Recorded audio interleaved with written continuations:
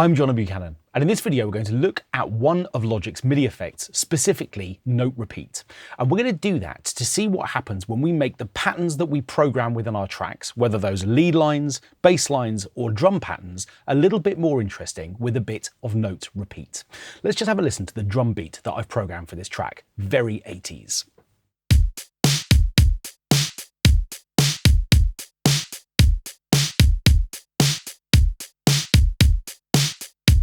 Okay, so really solid and just doing the same thing for 4 straight bars.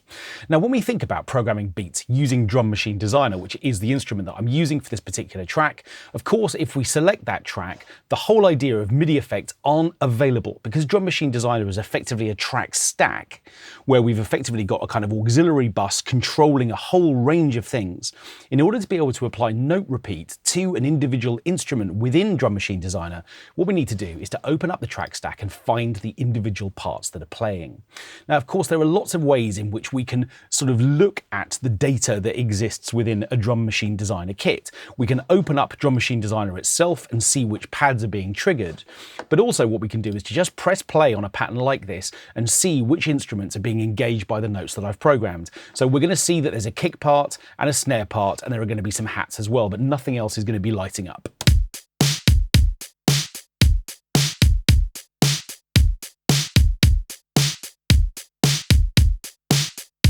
So if what I wanted to do was to experiment with the idea of Note Repeat on the kick drum, what I need to do is to select its track, and now because this is a MIDI track, the MIDI effects are available here. So what I'm going to do is come down and come and find Note Repeater, which is the plugin that we're looking at here. Now, if you're completely new to MIDI effects, this is one of the more straightforward MIDI effects that are available within Logic. And what effectively we have a chance to do is to firstly choose the number of repeats that we want to hear. So what I'm going to do for now is just take this down to 1. I just want 1 repeat. So what the graphic is showing me is that there's going to be a note that triggers and then 1 repeat, which is showing us that we're going to get 1 repeat, literally 1 sort of echo, if you like, of this note, although it's not an echo. We'll come back to that in just a moment. What I then have a chance to do is to choose the speed of the repeat. So if I come this way, what's going to happen is that repeats are going to get faster, and if I go that way, they're going to get slower. So I've got a chance to specify the sort of delay before the note is then repeated, and I'm going to select a 16th note. Now, there are a couple of other parameters down here as well. I'm going to ignore transpose for a moment. We'll look at that in a little while. But what I've also got a chance to do is to create a velocity ramp for my repeat. Now, a moment ago, I said this note is not an echo. What do I mean by that? Well, if I was using an echo plugin like delay or indeed even echo, what we'd have would be the note play and then an audio effect would generate a repeat of that note. In other words, the note would effectively be almost sort of sampled, delayed, and then repeated. This is a separate MIDI event. What Note Repeat is going to do is to generate a second MIDI note. So effectively, it's going to play the note that I've programmed, and then it's going to spit out another MIDI event. And what that allows me to do is therefore to specify the velocity offset of the repeat. In other words, if I select 80% here, the second note will be 80% of the velocity of the first note. Okay, so let's have a listen to what this actually does for our pattern. So this is a 16th note. It's just on the kick drum, so I'll solo it for a moment. And what we'll do is we'll bypass the effect and we'll hear the original kick drum, and then I'll punch in the effect.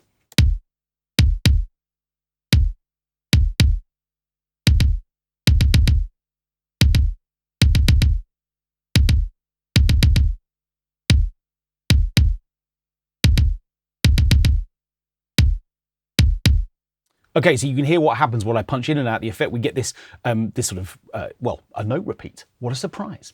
Okay, so what we're going to do is just experiment with a little bit less velocity on those repeats. So in other words, what I want is for the kind of repeat to be more of a ghost of the note that's triggered it. So effectively, rather than this very machine-like absolute repetition of the first note, it's just backed away a little bit more than the note that's triggering it.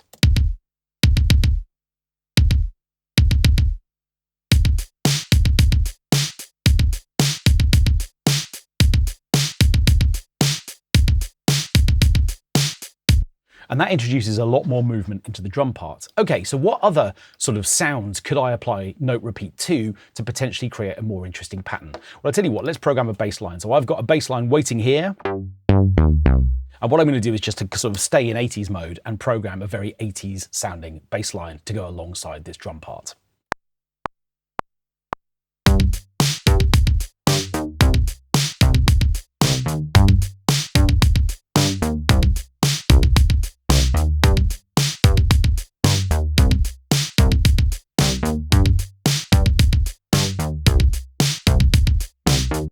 Okay, so to keep this very machine-like feel, what I'm going to do is I'm going to just quantize these in eighth notes.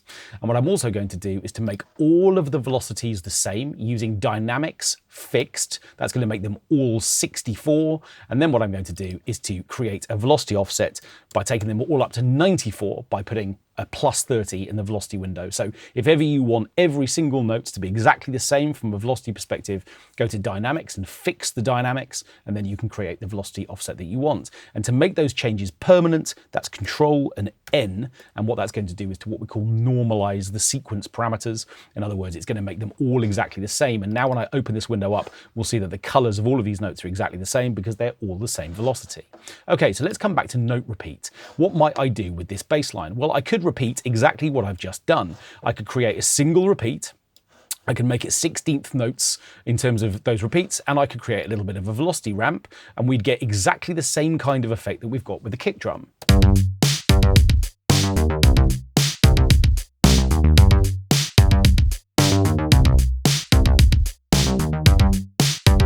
And that's fine, but it sort of feels like it's not as dynamic as it might be. What I'm going to do is to come back down to the bottom here and come and find this transpose offset. And what I'm going to do is to create the offset at 12 semitone steps up from the original note. In other words, an octave. So what that basically is going to mean is that the first note which I've played is going to trigger, and then the note repeat is going to generate a 16th note repeat an octave up.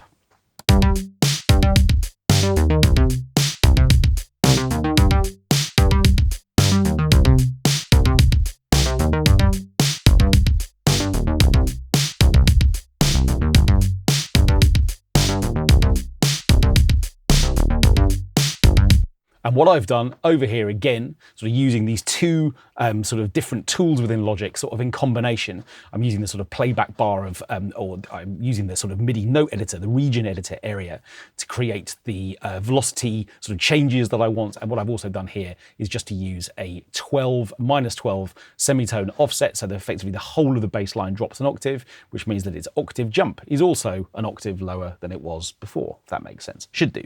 Okay, again, I'm going to use Control and N, and that's going to make permanent that sort of transposition offset. So what we've done now is to see the benefit of being able to work with transposition offsets as well as velocity offsets. Okay, let's come back to one more sound here. So I've got this little pluck sound. And what I'm going to do is to think about a little bit of a melody idea and see whether or not with note repeat we can create something a bit more interesting than the part that I'm just going to play in.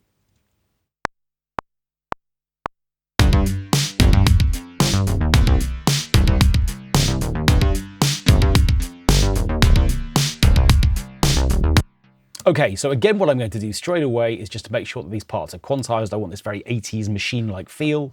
Again, I'm going to put the transposition up an octave as a default start point, but this time, within MIDI effects, I want more than just one repeat. What I'm going to do this time is to select 2. Again, I'm going to use a transposition offset of 12. And again, what I'm going to do is to use my velocity ramp. Now you can see that if I've got more than one repeat, the velocity ramp effectively applies sequentially to each new repeat. So this is 8 repeats, that's far too many, but you can just begin to see that each of the new generated notes would be a velocity offset that continues to fall or continues to rise if you decide you want to go the other way. Okay, so what I'm going to do is I'm going to back this down a little bit more. I'm going to come back to just a couple of repeats, but with our octave transposition, that sounds like this.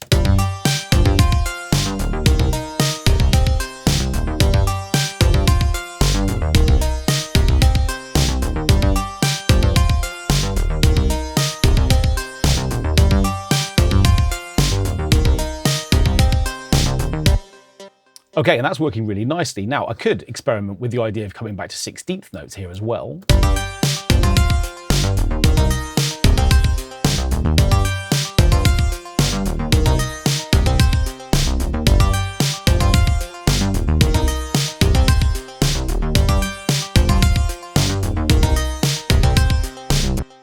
And one more thing we could try would be to go for a really fast speed. Let's go for 1/32. I never know whether I'm supposed to say 1/32th notes, which just sounds a bit, you know, dental, doesn't it? Okay, let's go up to a couple more repeats and let's just see what happens if we back the velocity ramp down a little bit more.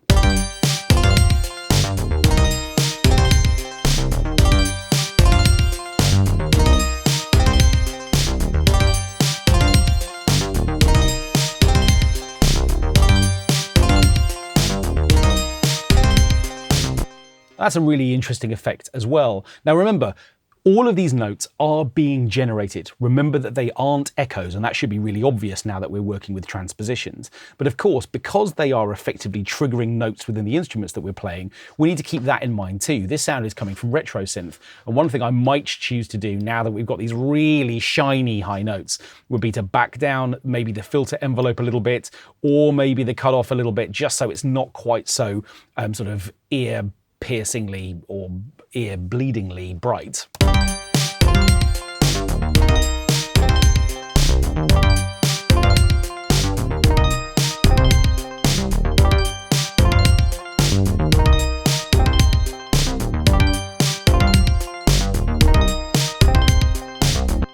Okay, and I think it might be worth just taking all of the note repeats off for a moment. So remember, that's off the kick drum.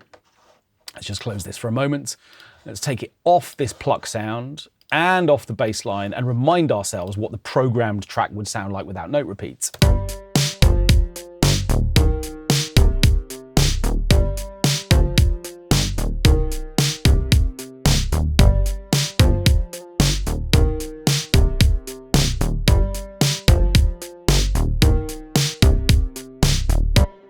Let's put them all back in, just to remind ourselves where we got to with that effect in.